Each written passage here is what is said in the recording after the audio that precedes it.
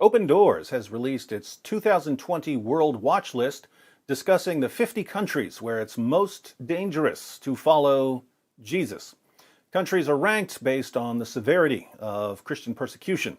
If you're a Christian in the US and you think you've got it bad because some atheists on Twitter keep babbling about how you need a sky daddy, think again. Open Doors reports. In 2020, persecution against Christians is on the rise, increasing at an alarming rate. Research for the Open Doors 2020 World Watchlist, the most in-depth investigative research and report on Christian persecution available, shows that today more than 260 million people face persecution for their faith, an increase of 15 million, the combined population of New York, California, and Chicago, in only 1 year. Every day, an average of 8 Christians were killed for their faith, and 23 Christians were raped or sexually harassed for faith-related reasons. Every week, an average of 182 churches or Christian buildings were attacked, and 102 Christian homes, shops, or businesses attacked, burned, or destroyed. Every month, an average of 309 Christians were unjustly imprisoned for their faith. Some of the disturbing trends.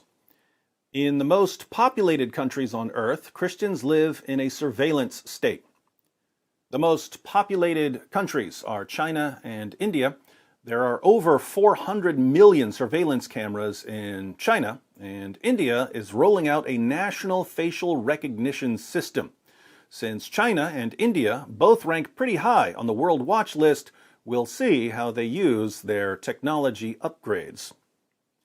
Violent Islamic extremism spikes in sub-Saharan Africa.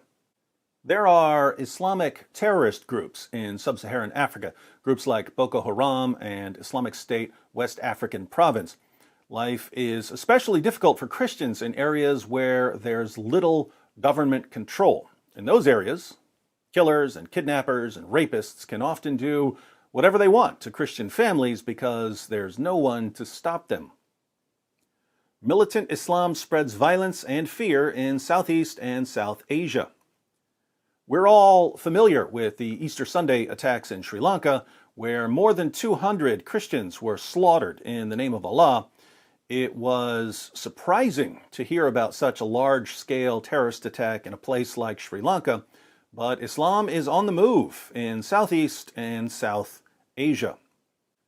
Christianity is on the verge of disappearing in Iraq and Syria. The number of Christians in Iraq dropped from around 1.5 million in 2003 to around 200,000 now. In Syria, there were around 2.2 million Christians before the Arab Spring. There are fewer than 750,000 now. Millions of Christians have fled these two countries in a single generation. If this continues, we may soon see, for the first time in nearly 2,000 years, no Christian presence in what are now Syria and Iraq. Of the 20 worst countries in the world to be a Christian, 15 are Muslim-majority countries. Sadly, all the wonderful people here in America and Europe who constantly assure us that Islam is a religion of peace and tolerance never bother to tell the Muslims who are in positions of power over Christians that Islam is a religion of peace and tolerance. Maybe in 2020, these amazing American and European experts on all things Islamic will get the word to Muslims in Muslim-majority countries that they're not supposed to be killing, assaulting, imprisoning, torturing, raping, and oppressing the Christians in their areas.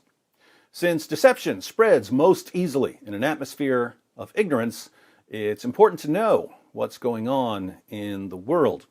With this in mind, over the next 10 days, apart from any other videos I'll be posting, we'll take a closer look at the top 10 worst countries in the world to be a Christian, one country per day. For these 10 days especially, those of you with first-hand knowledge of what's going on in various countries are invited to share your stories in the comments section. Tomorrow, at number 10, India.